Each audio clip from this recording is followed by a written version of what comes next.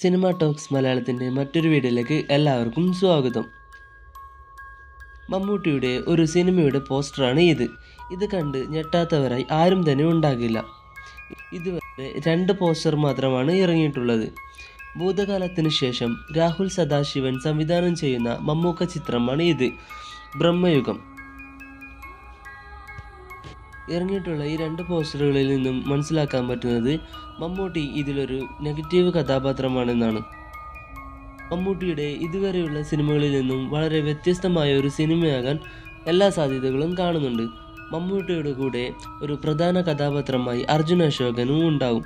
വളരെ വ്യത്യസ്തമായ ഒരു ഹൊറർ സിനിമയാണ് ഇത്. 5 ഭാഷകളിൽ പുറത്തിറങ്ങുന്ന ഒരു പാൻ ഇന്ത്യൻ സിനിമയാണ് ഇത്.